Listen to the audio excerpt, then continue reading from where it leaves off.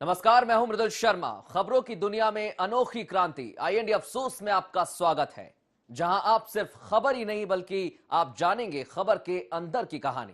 आज के इस खास कार्यक्रम की शुरुआत हम करेंगे सूबे की गड़बड़ाती आर्थिक व्यवस्था से, कि किस तरह सरकार पर आर्थिक संकट के बादल छा रहे हैं और किस हद तक प्रभावित हो रही है उससे प्रदेश की अर्थव्यवस्था। सब कुछ ठीक चल रहा है शिव के राज में। पिछले 10 सालों से खूब खर्चा कर रही थी सरकार, विकास के नाम पर, आर्थिक सहायता के नाम पर और सौगातों के नाम पर। लेकिन अचानक ही चाल ऐसी बिगड़ी कि बिगड़ा बिगड़ा नजर आने लगा सब कुछ। कड़की के दिन आ गए प्रदेश की सरकार के, और जब इन दोनों का हाथ तंग हो तो प्रदेश के बाशिंदे कैसे उम्मीद लगा सकते हैं कि उनकी हालत मजबूत होगी, सुदृढ़ होगी, सशक्त होगी। न जाने किसकी नजर लग गई, न जाने अचानक क्या हो गया। प्रदेश के लिए दिल खोलने वाले शिव की सरकार आज मोहताज नजर आ रही है पाई पाई के लिए। कटौती की जा रही है खर्चों में, अधिकारियों और मंत्रियों की। टैक्स पर टैक्स बढ़ाया जा रहा है, इससे भी पूर्ति होती दिखाई नहीं दी तो सरचार्ज लगा दिया सरकार ने जनता के ऊपर। लेकिन फिर भी भरता नहीं आ रहा मध्य प्रदेश का खजाना। सीएम शिवराज सिंह चौहान पिछले साल के अंत में खुद स्वीकार कर चुके हैं प्रदेश की गड़बड़ाती आर्थिक हालत को। वित्त मंत्री भी मौजूदा समय में संकेत पर संकेत देने से नहीं चूक रहे। कहते हैं समय अपने साथ काफी कुछ बदल देता है, लेकिन मध्य प्रदेश के आर्थिक दृष्टिकोण से वो बदलाव इतना बड़ा साबित होगा किसी ने सोचा नहीं था। हालांकि शिवराज की सरकार ने हालातों को तो काफी सुधारा है प्रदेश में, लेकिन आर्थिक मोर्चे पर सरकार का विफल होना कहीं न कहीं उसकी कार्यप्रणाली पर सवालिया निशान खड़े करता है कि आखिर कहां कमी रह गई उसकी कवायदों में, जो वो कंट्रोल नहीं कर सकी आर्थिक डैमेज को। चलिए अब आपको बताते हैं वो प्रमुख कारण जिनके चलते प्रदेश की आर्थिक चाल बिगड़ गई। घोषणा पर घोषणा। समाज के हर वर्ग के लिए सीएम शिवराज सिंह द्वारा अनेक घोषणाओं के ऐलान में प्रदेश की आर्थिक चाल बिगाड़ने में महत्वपूर्ण भूमिका निभाई। उन्होंने प्रदेश के खजाने पर अरबों का बोझ डाला। उपचुनाव की चुनौती। सरकार के लिए एक चुनाव करोड़ों रुपए का पड़ता है। कुछ महीनों पहले नगर निगम चुनाव, इसके बाद रतलाम झाबुआ उपचुनाव और अब होने जा रहा मैयर विधानसभा उपचुनाव। तीनों जगह जनता को रिझाने के लिए सरकार की तरफ से करोड़ों की सौगातें बांटी गई। मुआवजे की मार। कभी किसी हादसे में प्रदेश सरकार को लाखों करोड़ों बतौर मुआवजा देना पड़ता है, तो कभी प्राकृतिक आपदा के सामने सरकार पूरी तरह लाचार नजर आती है। ऐसे में सरकार पर लगातार पड़ रही मुआवजे की मार भी उसके खजाने पर विपरीत असर डाल रही है। योजनाओं की अधिकता। ऐसा कौन सा वर्ग है जिसके लिए शिवराज सरकार में योजनाएं नहीं बनी। इन योजनाओं के जरिए भाजपा सरकार ने जनता के बीच अच्छी बैठ तो बनाई, लेकिन उसके इस कदम के कारण सरकारी खजाने पर लगातार बोझ बढ़ता चला गया। प्रशासनिक स्तर पर भ्रष्टाचार। मध्य प्रदेश में लोकायुक्त की कार्रवाई में आए दिन हो रहे लाखों करोड़ों के खुलासों के तार भी गड़बड़ाती आर्थिक व्यवस्था से जुड़े नजर आते हैं। जन कल्याणकारी योजनाओं के इस पैसे का बंदरबाट होना भ्रष्टाचार को तो बढ़ावा देता ही, साथ ही प्रदेश में आर्थिक अनियमितता की वजह बनता है। निश्चित ही हालात सरकार की पकड़ से बाहर होते नजर आ रहे हैं और मानो इतने बेकाबू हो चुके हैं कि इन्हें ढककर रख पाने में नाकाम हो रही है सरकार। यही कारण है कि आने वाले बजट सत्र पर भी इसकी छाया देखने को मिल रही है और सरकार ने साफ संकेत दे दिए हैं कि वो बजट से कोई उम्मीद न रखे। वहीं विपक्ष ने इस मसले को लेकर सरकार को घेरना भी शुरू कर दिया है। नहीं, अभी तो ऐसा बहुत कुछ नहीं है।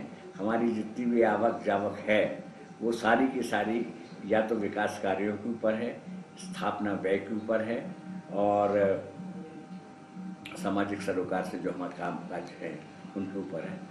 लगभग वैसे ही रहने वाला। अब मध्य प्रदेश की जनता का भरोसा इस सरकार से हट चुका है और वो सच भी साबित हो रहा है। तो हमको भी लगता नहीं कि आने वाला जो बजट जो है प्रदेश की जनता के हित में होगा और किसान हितैषी बजट होगा, प्रदेश हितैषी बजट होगा। हमको भी लगता नहीं, क्योंकि सरकार आर्थिक पॉइंट ऑफ व्यू से पूरी टूट चुकी है। जर्जर और खत्म हालत है सरकार के आर्थिक पॉइंट ऑफ व्यू से।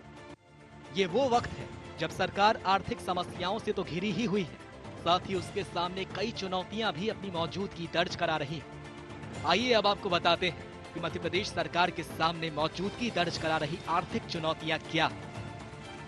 सिंहस्थ जैसा विशाल आयोजन सरकार के सामने सबसे बड़ी आर्थिक चुनौती बनकर खड़ा है और इसे लेकर अभी तक केंद्र ने गंभीरता नहीं दिखाई।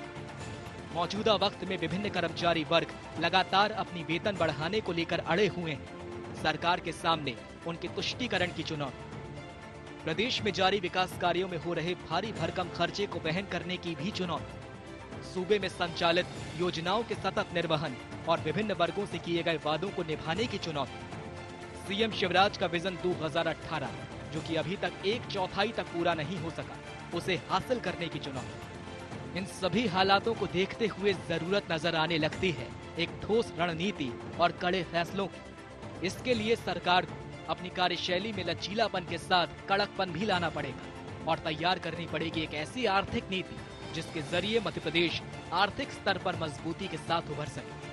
INDF source desk. एक तरफ प्रदेश की आर्थिक स्थिति खराब है, दूसरी तरफ प्रदेश का खजाना खाली हो रहा है। इसी में देखना दिलचस्प होगा कि आने वाले बजट को आम जनता किस तराजू पर तोलती है।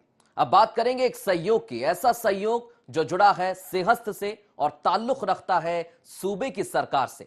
जी हां, इसे सहयोग ही नहीं कहेंगे तो क्या कहेंगे कि जब भी प्रदेश में सिंहस्थ का आयोजन हुआ तब खतरा मंडराया है सूबे की सत्ता और सत्ताधीश पर। और पिछले अनुभव के आधार पर यह कयास अस्तित्व में आने लगे हैं कि सिंहस्थ 2016 में प्रदेश के मौजूदा मुख्यमंत्री के लिए भी परेशानी खड़ी कर सकता है। अजब संयोग है सिंहस्थ के साथ प्रदेश की सत्ता का। जिस मुख्यमंत्री की अगुवाई में सिंहस्थ मेले का आयोजन होता है उसकी सत्ता चली जाती है। संदर्भ तो यही संकेत देते हैं। जिस साल उज्जैन में मेला आयोजित हुआ उसी साल में मध्य प्रदेश के सत्ता नेतृत्व में फेरबदल हो गया। कभी रातों रात मुख्यमंत्री बदले तो कहीं चुनावी नतीजों के कारण पूरी सत्ता का ही परिवर्तन हो गया। यही कारण है कि सूबे की सियासी फिजाओं में एक सवाल तैरने लगा है कि क्या आने वाला सिंहस्थ शिवराज सिंह चौहान और उनकी सरकार के सामने संकट लेकर आ रहा है। पिछले अनुभव को देखते हुए कुछ ज्योतिषी इस बार सत्ता परिवर्तन की ओर इशारा कर रहे हैं। वहीं कुछ ज्योतिषियों ने इसे शिवराज और उनकी सरकार के लिए मजबूत करने वाला समय बताया है। चलिए आपको बताते हैं अब तक के वे अनुभव जिनमें सिंहस्थ के बाद प्रदेश के सत्ताधारियों के हाथ से सत्ता चली गई। सिंहस्थ 2004 प्रदेश में पूर्ण बहुमत के साथ 8 दिसंबर 2003 को मुख्यमंत्री बनी भाजपा नेता उमा भारती एक साल भी पद पर काबिज नहीं रह सके। उनके तत्काल बाद मुख्यमंत्री बने बाबूलाल गौर भी लंबे समय तक मुख्यमंत्री पद पर नहीं टिक सके।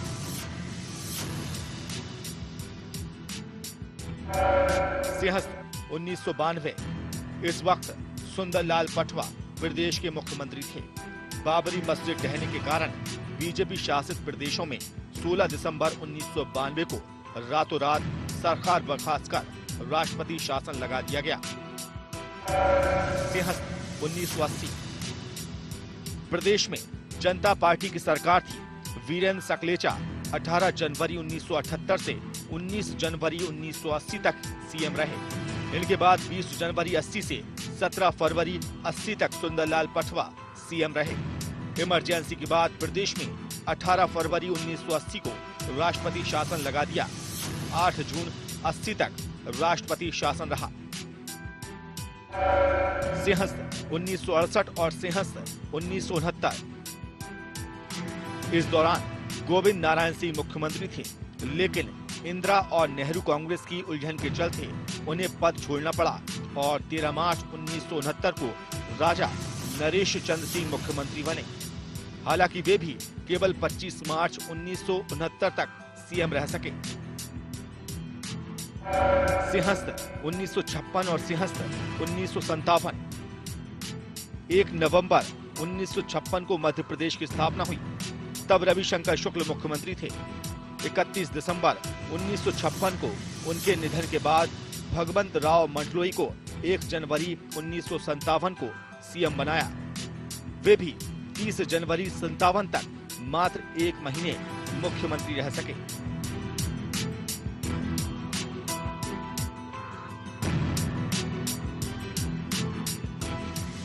तो ये कुछ एक कारण हैं जिनके जरिए कई कयास प्रदेश के सियासी फलक पर उतरा रहे हैं। हालांकि यदि ज्योतिषों की राय ली जाए तो सामने आता है कि सिंहस्थ 2016 सूबे के मौजूदा मुख्यमंत्री के लिए मजबूत करने वाला होगा। और कैसे, तो जानिए इस ज्योतिषीय गणित को। शिवराज सिंह चौहान ने जब मध्य प्रदेश के मुख्यमंत्री पद की शपथ ली थी, उस समय कुंभ लग्न था। कुंभ लग्न स्थिर लग्न है। इसमें जो भी काम शुरू किया जाता है वह स्थिर रहता है। वर्तमान में ये ग्रह गोचर शिवराज पर कृपा बरसा रहे हैं। इसके आधार पर शिवराज के राहु और केतु ग्रह शुभ फल दे रहे हैं। केतु कुंभ राशि में शुक्रवार से आ गया है। अब उन पर और उनकी सरकार पर कोई खतरा नहीं दिखता है। वहीं राहु सिंह राशि में रहकर उनको और उनकी सरकार को मजबूती दे रहा है। महाकाल से बड़ा कोई राजा नहीं है। इस कारण वहां राजा की हैसियत से जो भी मंत्री या मुख्यमंत्री जाता है वह नुकसान उठाता है। और आने वाले सिंहस्थ में महाकाल की नगरी में शिवराज सिंह चौहान किस हैसियत से पहुंचते हैं, यही बात प्रदेश में उनका सियासी भविष्य तय करेगी। IND अफसोस डेस्क। तो देखा आपने सिंहस्थ का संयोग जो सीएम शिवराज की सियासत में क्या कुछ संकट लेकर आएगा, यह आने वाला वक्त बताएगा। रुकते हैं एक ब्रेक के लिए, आप बने रहिए IND अफसोस में।